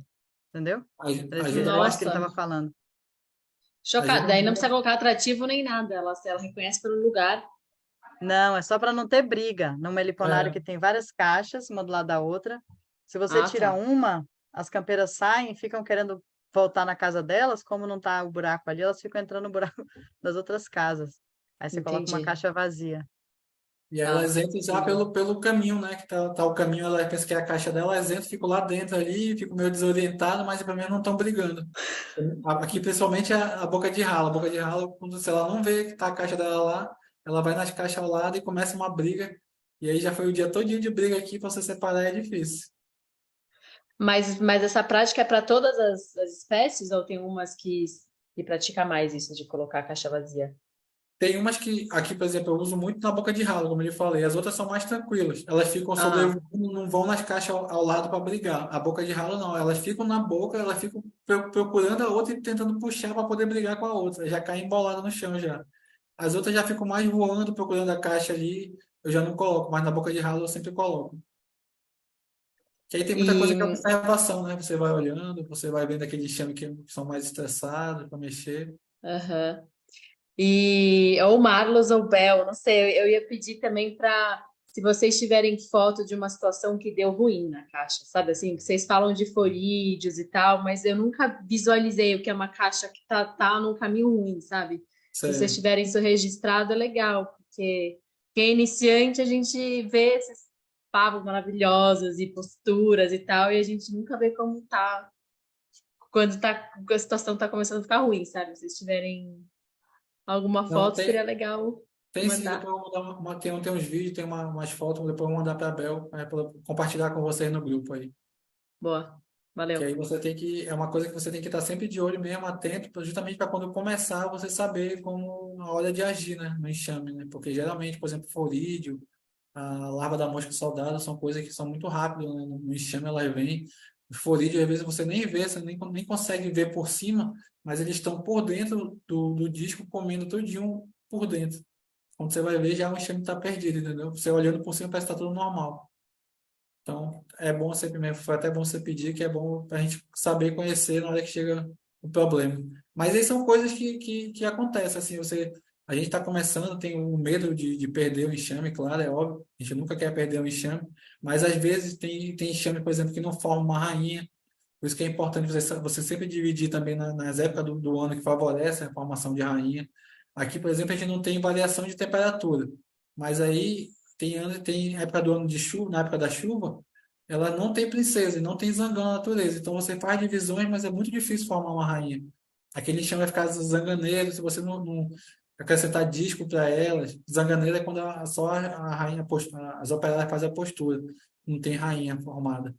E aí aquele chame vai enfraquecendo, e geralmente aí são coisas que o forídeo, os outros predadores aproveitam essas horas, né? Que o enxame está mais fraco, está mais suscetível ali, então eles vão atacar. Uma hora ou outra você vai ter um enxame que vai ter um problema maior, você vai precisar intervir, né?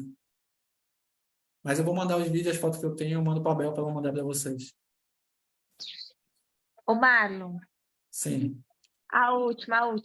Nada, pode Não, ficar, perguntar à vontade. a gente, se deixar, a gente fica aqui até 3 horas da manhã, entendeu? Pronto. Eu acho que eu gostaria de pedir que você deixasse um conselho, uma dica para os nossos alunos, assim, que estão começando, assim, que esse também começou recente, né? O que Uhum. você teria para falar da sua experiência? E parabéns, nossa, inspirador. Tô doida para ir para Manaus, para ver Ah, essas pode vir abelhas. que a gente vai conhecer junto aí essas abelhas, tem muita abelha aqui. Olha, Nossa,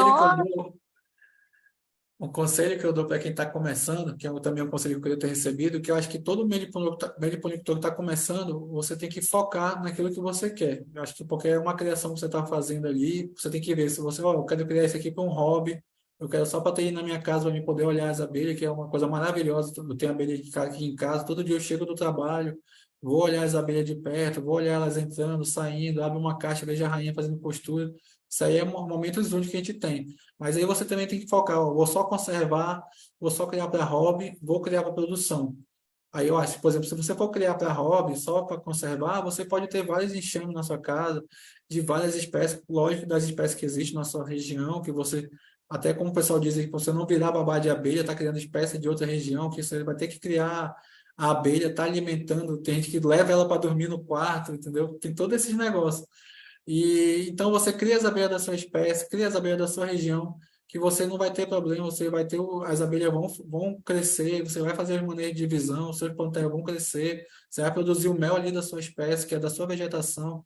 Isso aí é único nas abelhas, você poder vender o mel, por exemplo, de Goiás, com a vegetação de Goiás, com aquelas espécies que só tem em Goiás. Mesma coisa aqui na Amazônia. Você pode vender o mel da Amazônia, só espécie daqui da Amazônia, abelha daqui da Amazônia, entendeu? Então isso aí é único na meliponicultura, né? Então, a partir do momento que você focar e quer fazer produção, eu penso assim, não sair com vários enxames. Eu acho o melhor você focar, por exemplo, no enxame, você tem um plantel daquele enxame, e daquele enxame você coloca, ó, vou fazer um exemplo. Tenho 20 caixas de boca de renda, eu vou produzir mel com essas 20 caixas de boca de renda. Então você cresce aquela boca de renda, produz o mel, você não vai ter problemas de ter poucas caixas e você vai precisar doar um disco, doar campeiras, que são outros manejos que vocês vão aprendendo mais para frente, fazer algum problema que dá florídeo, alguma coisa, você tem sempre o caixa para poder ter um backup para salvar essas enchentes, você não perder, né? Então, o conselho é esse, você focar naquilo que você quer e a partir do momento que você quer, eu acho não criar muitas espécies, você fazer uma espécie só, que aí você domina aquela espécie, você consegue aprender mais sobre aquela espécie, que às vezes você quer ter muitas e você não sabe quase de nada sobre todas essas espécies, né? Não adianta de nada assim. Então foca numa espécie só que você quer criar, quer produzir o seu mel, que aí você vai ter um sucesso aí garantido, tenho certeza. E aí depois que você tiver já uma experiência, vai pegando uma experiência, aí você compra um enxame diferente, compra uma canudo, uma borá, uma abelha que você gosta, entendeu? Da sua região. E depois você vai tendo, nada impede que você tenha outros enxames, mas eu acho que a partir do momento que você definiu, quer fazer uma produção de mel, de próprio, de pólen, você investe naquelas espécies certas já.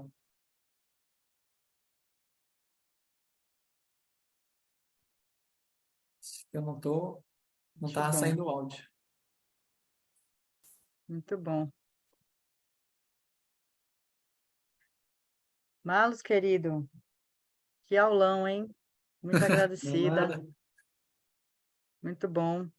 Acho que É deu só para rever várias coisas para a turma de maneira diferente, né? Outras espécies de abelha, outras plantas, mas os mesmos princípios que a gente conversa com a turma aqui na escola. Acho que foi bem rico, bem bacana. Só agradecer. É como dizem, o manejo é um só, né? E a gente adapta para nossa região. Cada um a gente aprende o manejo e vai colocando para nossa região, né? Isso aí. Turma, agradecer também todo mundo que participou. Algumas pessoas escreveram que não estavam conseguindo internet, mas quem conseguiu, tenho certeza que cresceu. Agradecida. Obrigado a todos, viu, pela oportunidade. Como já falei antes, estou aí, tem as redes sociais, tem o WhatsApp também. Quem quiser pode mandar mensagem que a gente vai falar de abelha.